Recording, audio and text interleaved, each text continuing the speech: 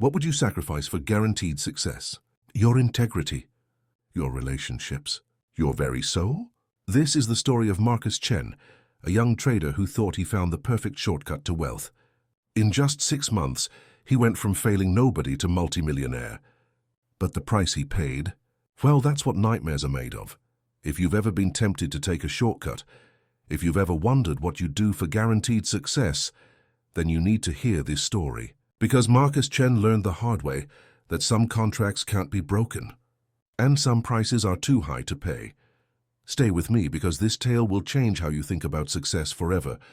Marcus Chen stared at the numbers on his screen, their red glow reflecting in his tired eyes like distant warning lights. The trading floor of Pemberton and Associates hummed with the familiar symphony of clicking keyboards and hushed phone conversations, but Marcus heard only the thunderous silence of his own failures. 3 years of mediocrity stretched behind him like a wasteland of broken promises, promises he had made to himself, to Sarah, to the man in the mirror who once believed that ambition alone could reshape destiny. His fingers traced the edge of his father's old Seiko watch, a gesture that had become as involuntary as breathing.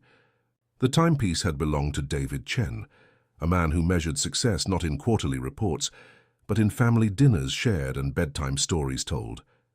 Marcus remembered how his father would tap the watch face gently whenever he needed to make an important decision, as if consulting with time itself. Now, wearing it felt like carrying the weight of expectations that grew heavier with each passing day. The photograph tucked into the corner of his monitor showed Sarah laughing at some long-forgotten joke, her dark hair catching sunlight in their tiny apartment's kitchen. She had been making coffee that morning, the same ritual that had anchored their mornings for 2 years. Marcus could almost smell the rich aroma now, her stark contrast to the sterile air conditioning that seemed to drain the life from everything in this 20th floor prison of glass and ambition. Another beautiful day in paradise. Chen. The voice belonged to Derek Martinez, whose smirk had become as permanent as the expensive suit he wore like armor. Derek's portfolio gleamed green, while Marcus's bled red, a daily reminder of the chasm between intention and achievement. Marcus forced a smile that felt like wearing a mask. "Just warming up," he replied, though the words tasted like ash. Behind Derek, he could see Jenny Walsh preparing her morning coffee with the same careful attention she brought to her client calls. Jenny had always been kind to him, bringing him coffee during late nights and offering gentle encouragement when the markets turned cruel. Her genuine warmth felt increasingly foreign in this world of calculated smiles and strategic friendships. The apartment felt smaller each evening, as if the walls were slowly closing in on Marcus's diminishing confidence. Sarah moved through their shared space with the grace of someone dancing alone, her movements carrying a sadness she tried to hide behind busy activities. She was preparing dinner again, pasta with the sauce his mother had taught her to make, but Marcus barely tasted the love seasoned into every bite. "How was your day?" Sarah asked, her voice carrying the same hope it had carried for months, though her eyes showed the accumulating weight of disappointment. Marcus set down his fork, the familiar tightness in his chest making it difficult to swallow. "The Thornfield account moved to Derek's portfolio today," he said, each word feeling like a small confession of inadequacy. "Apparently they wanted someone with a stronger track record." Sarah's hand found his across the small table, her touch warm and steady. "Marcus, you know this doesn't define you, right? You're so much more than your portfolio numbers." But Marcus felt the truth lodged in his throat like a stone. In this world, numbers were everything. They determined where you lived, what you drove, whether you could afford to take care of the people you loved. His mother's medical bills sat unpaid in a drawer, a constant reminder that love without resources was just sentiment, dressed in pretty words. "Sometimes I wonder if I'm cut out for this," Marcus whispered, the admission escaping before he could stop it. Sarah's eyes softened, and she squeezed his hand tighter. "You are. You just need to find your way." She paused, studying his face with the intensity of someone reading a beloved book for the 100th time. "Remember why you started. Remember what matters." Later that night, as Sarah slept beside him, Marcus lay awake staring at the ceiling. The city lights filtered through their thin curtains, creating patterns that shifted and danced, like the numbers that haunted his dreams. He thought about his father's hands, always steady, always certain. David Chen had built a small but successful accounting practice through patience and integrity, values that felt increasingly antiquated in Marcus's world of instant gratification and quarterly pressures. The rain fell in sheets against the windows of Pemberton and Associates, turning the world outside into an impressionist painting of blurred lights and shadows. Marcus worked alone in the empty office, the cleaning lady having finished her rounds hours ago. The security guard dozed fitfully at his desk, leaving Marcus in the kind of profound solitude that made every thought echo like a shout in a cathedral. It was then that Vincent Rothschild appeared. Marcus looked up from his screen to find a man in an impeccably tailored, charcoal suit standing beside his desk. Rothschild possessed the kind of ageless face that could belong to a man of 40 or 60, with silver hair slicked back and eyes that seemed to hold decades of secrets. His presence filled the empty office with an electricity that made Marcus's skin prickle. "Working late again, Mr. Chen." Rothschild's voice carried a slight accent that Marcus couldn't quite place, something that spoke of old money and older traditions. "I'm sorry, but the office is closed." "If you need to make an appointment, I'm not here for an appointment." Rothschild pulled up a chair with the casual confidence of someone who belonged everywhere. "I'm here because you need what I can offer." Marcus felt a chill that had nothing to do with the air conditioning. "I'm afraid I don't understand." Rothschild smiled, revealing teeth that were too perfect, too white. From his briefcase, he produced a thin folder and placed it on Marcus's desk. Inside this folder are tomorrow's closing prices for every major stock, commodity, and currency pair. Every single prediction, accurate to the penny. The logical part of Marcus's mind screamed warnings, but exhaustion and desperation created a fog that made everything seem possible. "That's impossible, is it?" Rothschild leaned back, his fingers steepled. "Marcus, you've been failing for 3 years. Your girlfriend is losing faith. Your mother needs surgery you can't afford. Your colleagues whisper about your incompetence when they think you can't hear." Each word landed like a carefully aimed dart. "What if I told you I could change all of that?" Marcus's hand moved instinctively to his father's watch, feeling its familiar weight. "What would you want in return?" The contract was unlike anything Marcus had ever seen, written on thick cream-colored paper that felt ancient beneath his fingers. The terms were outlined in precise, formal language that seemed to shift and dance when he tried to read too quickly. The essence was simple enough. Vincent Rothschild's firm would provide Marcus with market intelligence of unprecedented accuracy. In return, Marcus would execute trades exactly as instructed, no questions asked. "But this seems too good to be true," Marcus said, his voice barely above a whisper. "What's the catch?" Rothschild's smile never wavered. "The catch, Mr. Chen, is that success always demands sacrifice. The question is, what are you willing to give up to get everything you've ever wanted?" Marcus thought of Sarah's disappointed face, of his mother's worried phone calls about mounting medical bills, of Derek's smirk and Jenny's pitying glances.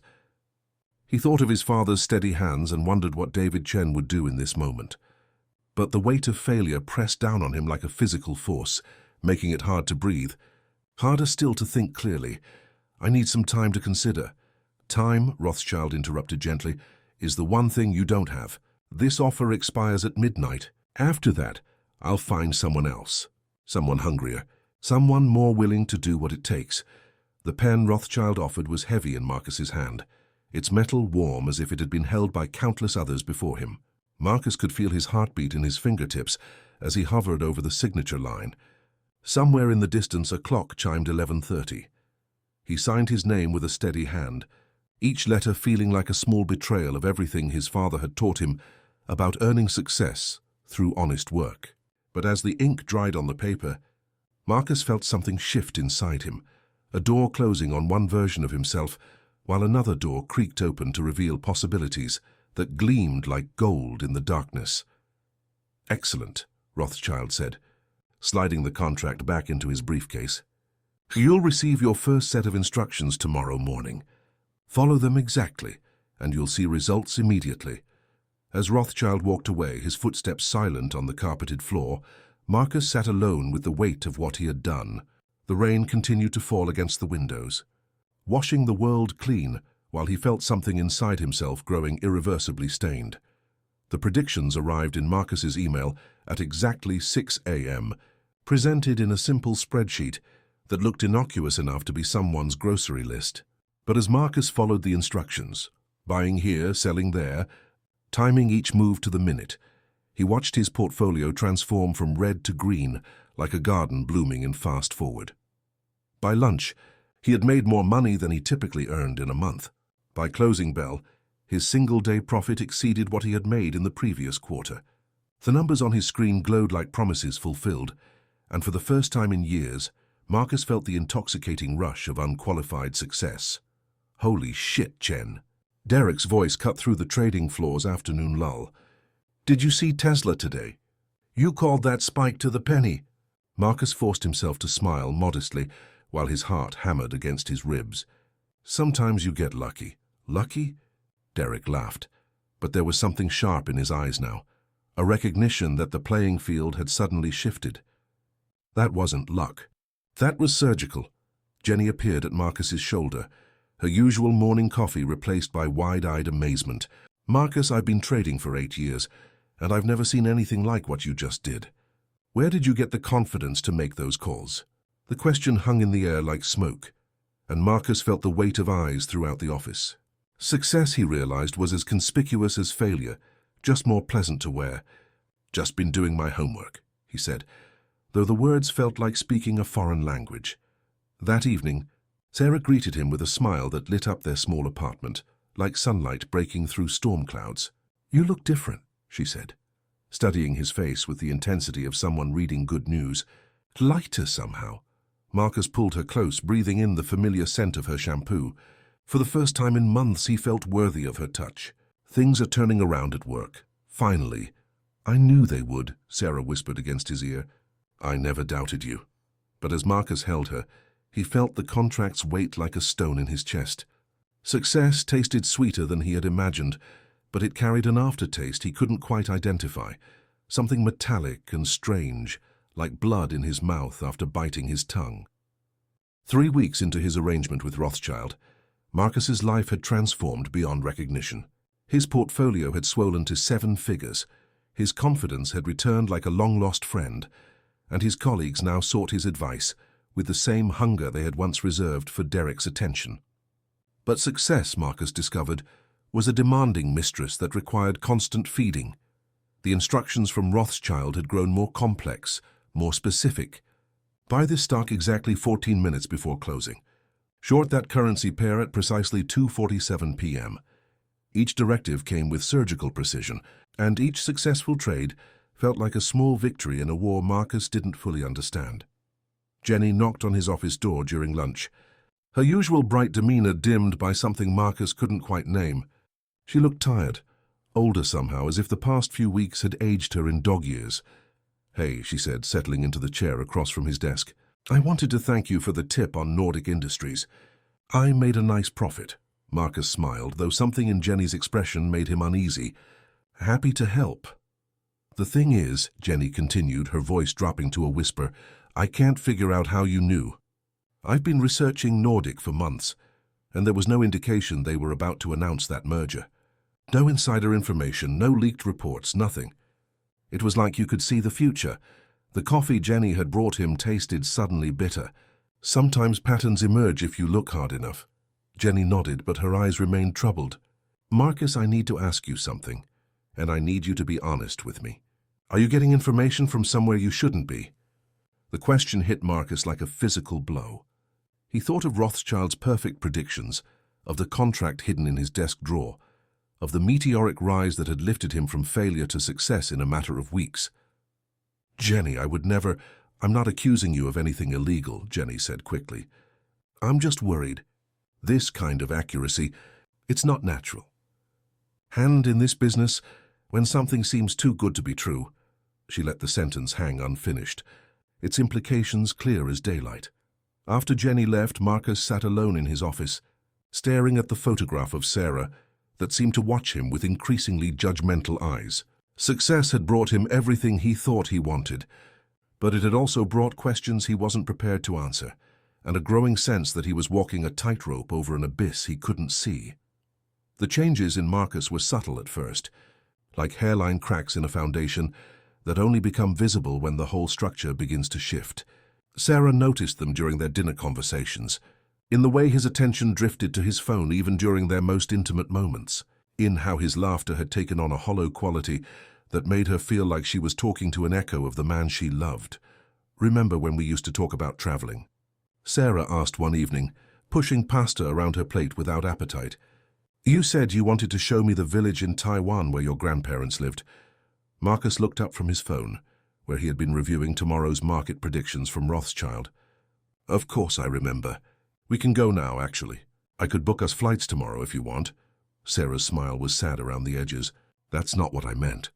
I meant remember when we used to dream about it? When we would spend hours planning an imaginary trip we couldn't afford? There was something beautiful about that wanting, that hoping together." The observation struck Marcus like a bell ringing in an empty church. He had gained the means to fulfill their dreams, but somewhere along the way the dreams themselves had withered. Success had brought him everything except the joy of anticipation, the sweetness of shared longing.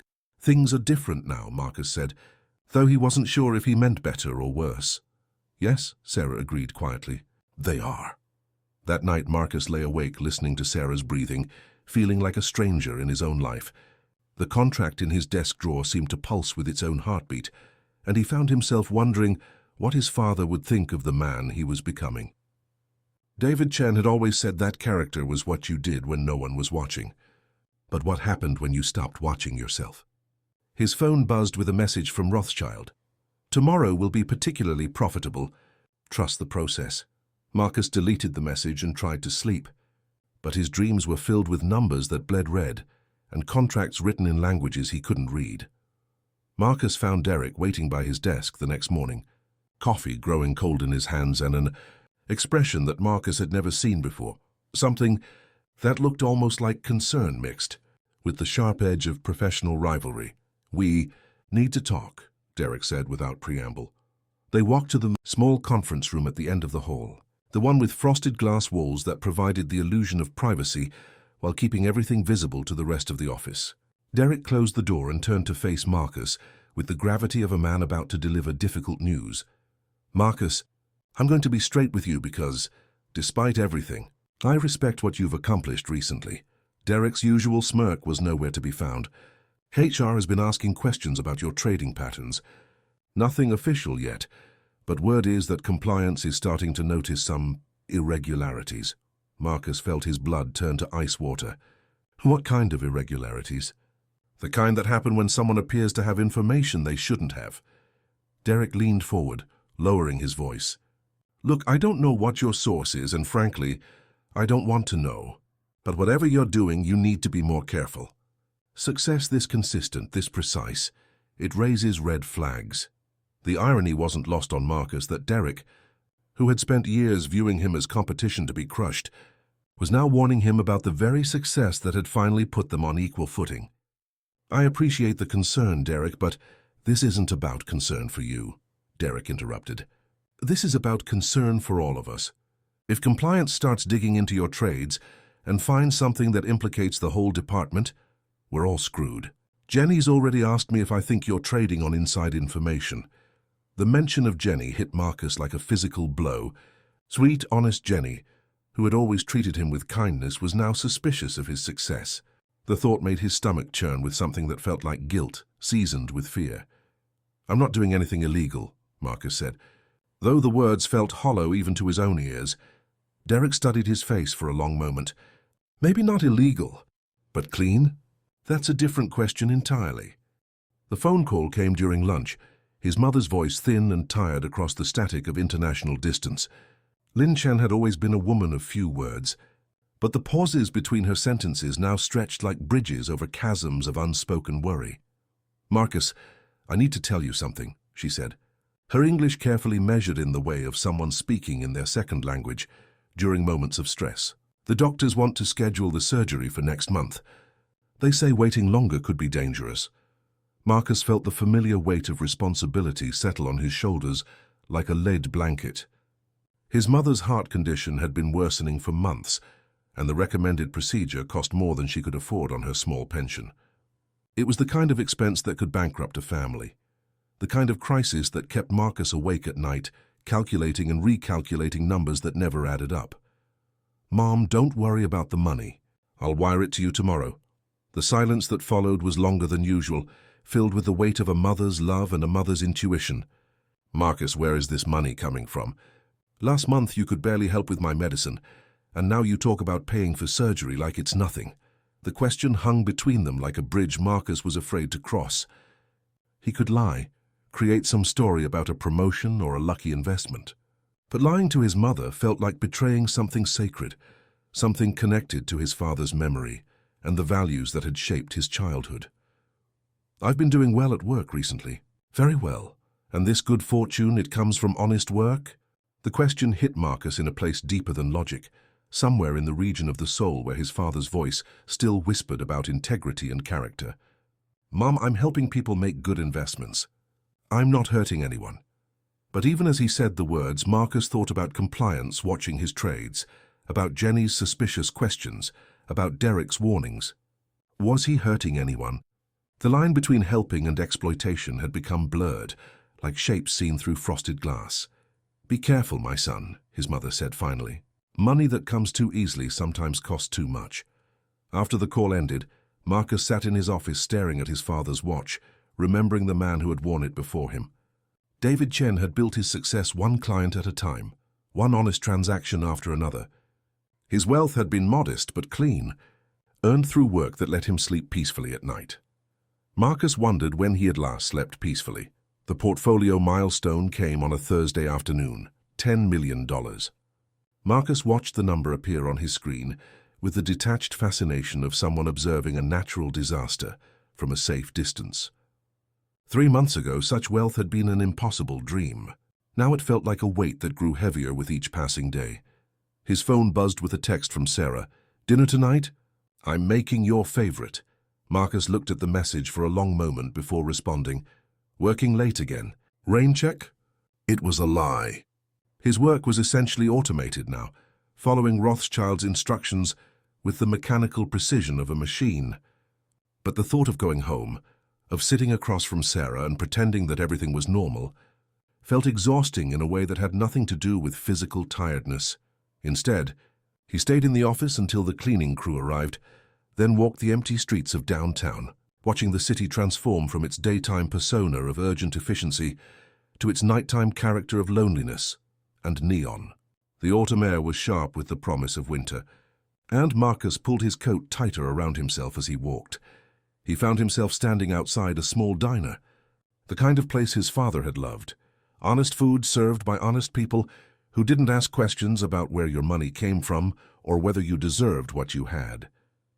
Through the window, he could see families sharing meals, couples laughing over coffee, lone diners reading newspapers with the unhurried attention of people who had nowhere else to be. Marcus envied them their simplicity, their apparent contentment with lives that weren't constantly measured and weighed against market benchmarks. When had his own life become so complicated that a simple dinner with his girlfriend felt like an insurmountable challenge? His reflection in the diner window showed a stranger, well-dressed, successful, hollow-eyed. This man bore little resemblance to the idealistic young trader who had started at Pemberton and Associates 3 years ago, full of dreams about building something meaningful. Marcus's phone buzzed again. Another message from Sarah. "Miss you," 2 words that carried the weight of everything he was losing in pursuit of everything he thought he wanted.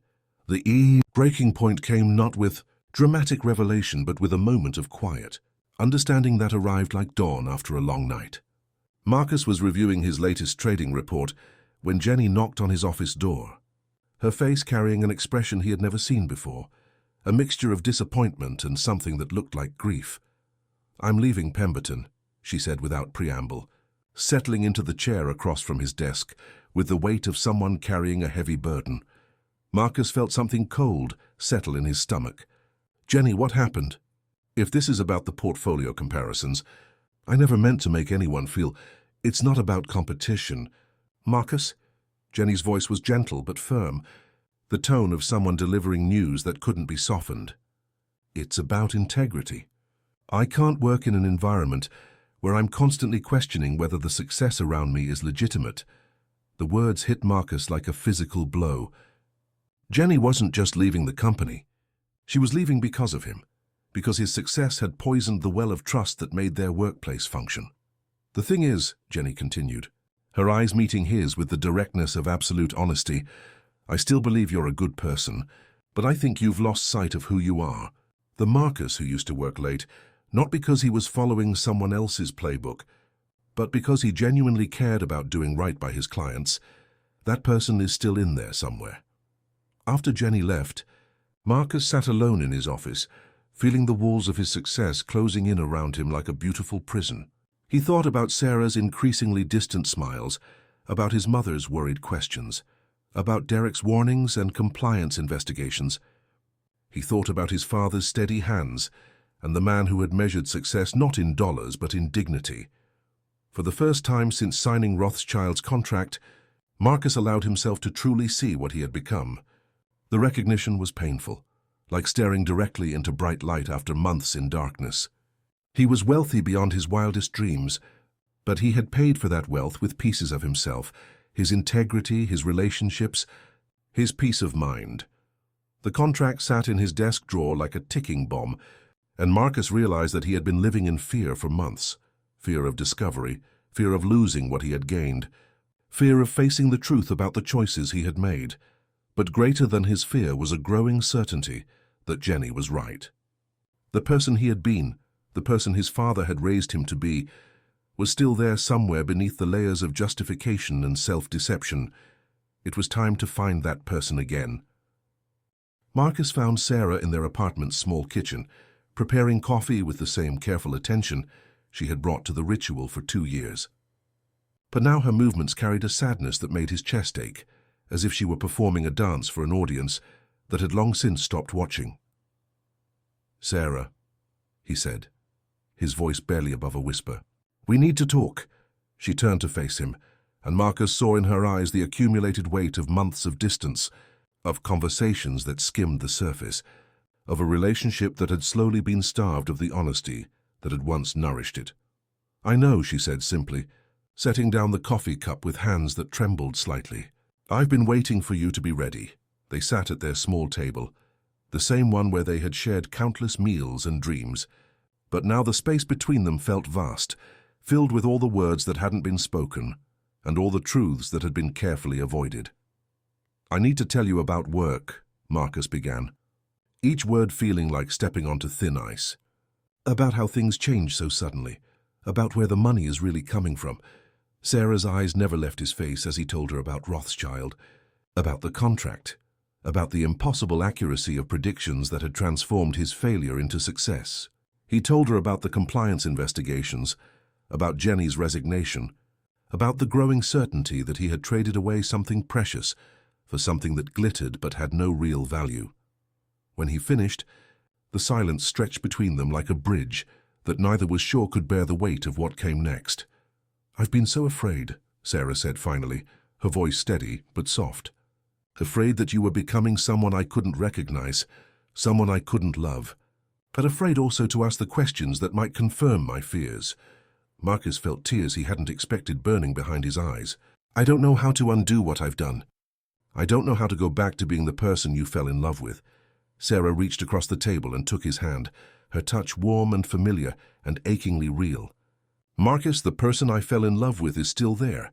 He's the one who's sitting here right now, telling me the truth even when it hurts. He's the one who's finally ready to face what he's become."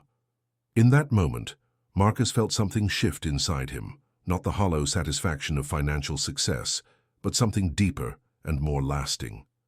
The relief of finally setting down a burden he had been carrying alone. The letter of resignation sat on Marcus's desk like a declaration of independence, every word carefully chosen to sever the ties that had bound him to a version of success that had cost him too much. Around him, the trading floor hummed with its usual energy, but Marcus felt like he was watching it all from a great distance, as if he had already left and was simply waiting for his body to catch up with his decision. Vincent Rothschild appeared at his desk just before market close, his presence as sudden and unsettling as it had been months ago. But now Marcus saw him differently, not as a savior offering salvation, but as what he had always been, a predator who fed on desperation and ambition, Leaving so soon, Mr. Chen? Rothschild's smile was sharp as a blade. Just when things were getting interesting. Marcus met his gaze steadily, feeling the weight of his father's watch on his wrist like an anchor to everything that mattered. I'm done. With all of it. Done? Rothschild laughed, a sound like ice cracking. Marcus, you can't simply walk away. The contract, Marcus interrupted, pulling the document from his desk drawer, was based on my desperation, not my judgment. And I've learned that success built on someone else's foundation isn't really success at all. He tore the paper slowly, deliberately, each rip feeling like breaking chains he had welded around his own wrists. Rothschild's perfect composure cracked slightly, revealing something cold and ancient underneath. You'll regret this. Without me, you'll go back to being exactly what you were, mediocre, unsuccessful, forgotten. Marcus smiled, and for the first time in months it felt completely genuine. Maybe, but I'll be mediocre with my integrity intact. I'll be unsuccessful but able to sleep at night. I'll be forgotten by the market, but remembered by the people who matter. As Rothschild walked away, his footsteps somehow fainter than they had been before, Marcus felt a lightness he hadn't experienced since childhood. The numbers on his screen still glowed, but they no longer held the power to define his worth. Jenny appeared at his desk, her face bright with something Marcus realized was hope. I heard a rumor that you're leaving. It's true. Going to start my own practice. Small clients, honest work. Nothing fancy. Jenny's smile could have powered the entire trading floor. That sounds like the Marcus I remember. The one who cared more about doing right than being right. As the day ended and the office emptied, Marcus gathered his few personal belongings. The photograph of Sarah, his father's watch, a coffee mug Jenny had given him for his birthday. Everything else belonged to a life he was ready to leave behind. 6 months later, Marcus sat in a small office above a bakery, the smell of fresh bread drifting up through the floorboards like a promise of simpler pleasures. His financial planning practice was modest. A few small clients who trusted him with their life savings, retirees who needed help navigating Medicare, young couples saving for their first homes. The money was a fraction of what he had made during his months with Rothschild, but it felt clean in a way that his previous wealth never had. Each dollar earned represented a problem solved, a family helped, a future secured through honest advice and patient planning. Sarah appeared in his doorway carrying 2 cups of coffee, the same ritual they had shared for years, but somehow made new by the absence of the shadows that had once darkened their mornings. Mrs. Patterson called, Sarah said, settling into the chair across from his desk. She wanted to thank you again for helping her understand her late husband's pension benefits. Apparently she's going to be able to stay in her house after all. Marcus smiled, feeling the particular satisfaction that came from work that mattered. That's the best news I've heard all week. Through his window, he could see the street below, people walking to work, children playing in the small park across the way, the ordinary miracle of a community going about its daily business. It wasn't the view from the 20th floor of Pemberton and Associates, but it was real in a way that the glass towers had never been. His phone buzzed with a text from his mother. Surgery went perfectly. Doctor says full recovery expected. Thank you for everything, my son. The gratitude in her message wasn't just for the money he had sent, money earned through the client fees that accumulated slowly but honestly. It was gratitude for the son who had found his way back to the values she and his father had instilled. The man who had chosen character over convenience. Marcus touched his father's watch, feeling its familiar weight. David Chen had built a legacy, not in stock portfolios, but in the lives he had touched, the principles he had upheld, the example he had set for a son who had temporarily lost his way but ultimately found his way home.